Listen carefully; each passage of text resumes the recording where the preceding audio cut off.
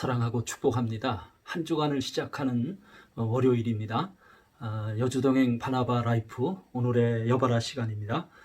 오늘도 말씀 묵상을 통해 주님의 양육을 받는 시간, 예레미야 42장 13절에서 22절 말씀으로 너희는 애굽으로 가지 말라라는 말씀 묵상의 주제로 묵상 나눔 지금 출발하도록 하겠습니다.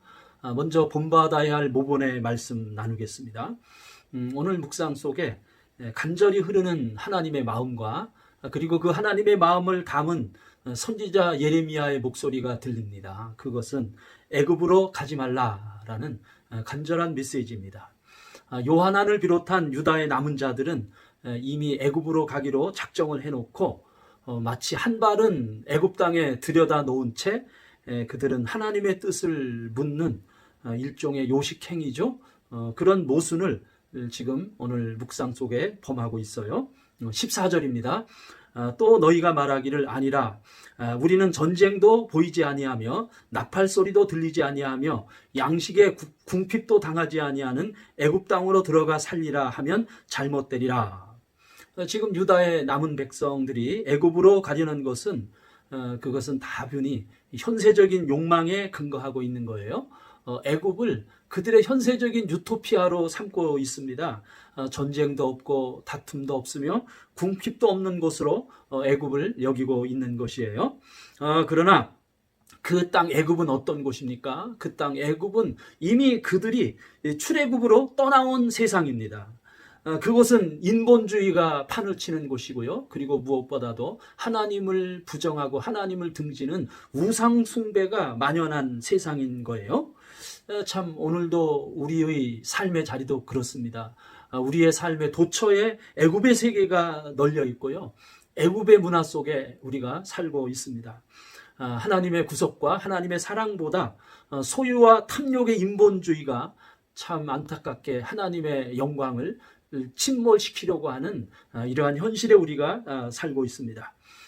그 길은 결국 하나님의 말씀에 복종치 아니려고 하는 우리의 마음에 자라고 있고요. 결국은 가서는 안 될 세계, 바로 애굽의 세계입니다. 그래서 오늘 하루의 모본의 말씀으로 절대 애굽으로 가서는 안 된다라는 말씀을 오늘 하루의 모본으로 삼기를 원하는 겁니다. 그리고 이어서 순종해야 할 지시의 말씀 또 나누기를 원합니다. 유다의 남은 백성들이 지금 애굽으로 가려고 하는데 그게 현실적인 이유가 있습니다. 그들의 현실적인 이유는 무엇일까요? 자, 16절입니다. 너희가 두려워하는 칼이 애굽 땅으로 따라가서 너희에게 미칠 것이요 너희가 두려워하는 기근이 애굽으로 급히 따라가서 너희에게 임하리니 너희가 거기에서 죽을 것이라. 두려움이라는 말이 두 번 단어가 강조되어 반복되고 있습니다. 그들이 애굽으로 가려고 하는 이유는 두려움 때문입니다. 그 두려움의 칼, 바벨론 나라의 칼 때문이었습니다. 그러나 그것보다도요 현실적으로 더 고질적인 원인이 있어요. 자, 15절과 17절 말씀 읽겠습니다. 너희 유다의 남은 자여 이제 여호와의 말씀을 들으라. 만군의 여호와 이스라엘의 하나님께서 이와 같이 말씀하시되 너희가 만일 애굽에 들어가 거기에 살기로 고집하면 무릇 애굽으로 들어가서 거기에 머물러 살기로 고집하는 모든 사람은 이와 같이 되리니 곧 칼과 기근과 전염병에 죽을 것인즉 내가 그들에게 내리는 재난을 벗어나서 남을 자가 없으리라. 그것은 하나님의 언약을 등지고 하나님의 언약을 배약하는 고집에 있는 것입니다. 그래서 이 고집이 심각한 원인이에요. 조금 전에 읽은 묵상 안에 이 고집이라는 단어가 두 번 반복되어 강조되고 있는 것입니다. 이 고집이라고 하는 원어의 뜻은 얼굴을 두다라는 의미로 자신이 정한 목적과 그리고 자신이 가리키는 방향을 고수하고 그것을 꺾지 않는 아주 완악한 태도를 담고 있는 것입니다. 두려움을 피한다고 결코 인간의 유토피아에 도달하는 것이 결코 아닌 것입니다. 고집으로 해결되는 것이 결코 아니에요. 바벨론의 칼에 문제가 있는 게 아니죠. 칼은 피할 수 있습니다. 칼은 도망칠 수 있어도 하나님의 심판과 하나님의 징계는 그 누구도 숨을 곳이 없는 것입니다. 결국 유다 사람들은 그들이 도망간 그곳에서 칼과 기근과 전염병의 징계를 만나게 된다는 거예요. 자, 18절 말씀이에요. 만군의 여호와 이스라엘의 하나님께서 이와 같이 말씀하시되 나의 노여움과 분을 예루살렘 주민에게 부은 것 같이 너희가 애굽에 이를 때에 나의 분을 너희에게 부으리니 너희가 가증함과 놀램과 저주와 치욕거리가 될 것이라. 너희가 다시는 이 땅을 보지 못하리라 하시도다. 더 큰 위험은요, 너희가 다시는 이 땅을 보지 못하리라. 애굽으로 가면 다시 돌아올 수 없다는 겁니다. 그렇지만 바벨론으로 가면 그들은 70년 후가 되면 다시 회복의 문이 그들에게 열립니다. 그러나 애굽이라고 하는 것은요, 회복의 문이 없는, 한 번 들어가면 다시 나올 수 없는 탐욕의 블랙홀이라는 것이 오늘 묵상 속에서 우리 마음속에 던지는 우리가 순종해야 할 지시의 말씀으로 삼는 것입니다. 자, 이어서 한 가지 더 나누는데요. 붙잡아야 할 약속의 말씀 함께 나누기를 원해요. 19절 말씀입니다.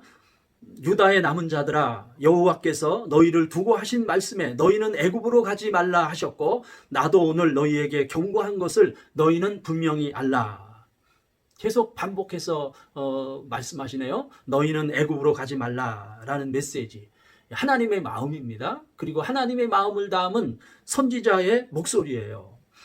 그리고 애굽으로 가지 말라라고 하는 이 말씀은 오늘 우리 시대를 향한 거룩한 하나님의 경고의 소리인 거예요. 지금도 우리 주변에 여전히 이 애굽의 문화가 지금 존재하고 있어요. 인본주의, 황금 지상주의가 오늘도 우리를 현혹하고 있습니다. 하나님께서 우리 인류에게 주신 하나님의 귀한 생명, 특별히 영적인 생명을 우리 인간들이 도외시하고 그 생명을 자신들의 소유의 손으로 지금 만지작거리려고 하고 있는 거예요. 자, 20절 말씀입니다. 너희가 나를 너희 하나님 여호와께 보내며 이르기를 우리를 위하여 우리 하나님 여호와께 기도하고 우리 하나님 여호와께서 말씀하신 대로 우리에게 전하라. 우리가 그대로 행하리라 하여 너희 마음을 속였느니라. 유다의 남은 백성들은 한 발은 애굽에 둔 채 그리고 예레미야에게 하나님께 기도를 지금 부탁하고 있는 것입니다. 우리에게 갈 길과 할 일을 보이라. 갈 길과 할 일에 대한 하나님의 말씀을 우리에게 전하라 라고 그렇게 말한 것은 그것은 결국 그들의 거짓이 드러난 것이다 라는 말씀이에요. 오늘 묵상에서 너희는 애굽으로 가지 말라 하시는 주님의 음성을 현재적 음성으로 듣습니다. 참으로 오늘의 애굽은 아주 멀리 떨어진 저 멀리 지중해 연안의 그 근동의 나라를 말하는 것이 결코 아니에요. 인본주의의 나라, 우리 마음, 우리 손에 닿는 곳에 우리 주위 속에 호흡하는 문화 속에 존재하는 곳이 애굽입니다. 우리는 지금 참 이렇게 무서운 시대에 살고 있어요. 그 애굽을 향해 선다는 것은 하나님을 향해 등진다는 것이고요. 그것은 어둠에 속하는 세계를 선택한다는 것을 의미하는 것입니다. 오늘 아침 이 말씀 묵상 중에 제가 제 서재 창가에 숲을 보았습니다. 얼마 전까지, 조금 전까지 새벽에는 그 어둠의 검은 물체를 보였는데요. 지금 그 찬란한 아침 햇살 앞에서는 햇살이 그 숲이 꽃처럼 빛나고 있었습니다. 참 그렇습니다. 우리도 애굽을 등지고 하나님을 향하면 하나님의 생명이 우리를 향해서 비치게 될 거예요. 그래서 우리도 그 햇살처럼 빛나게 될 것입니다. 하나님의 영광의 빛이 임하면 먼지라도 빛난다라는 말처럼 우리가 그 안에서 영광의 빛으로 살 수 있습니다. 여바라, 여주동행 바나바 라이프 오늘도 계속됩니다.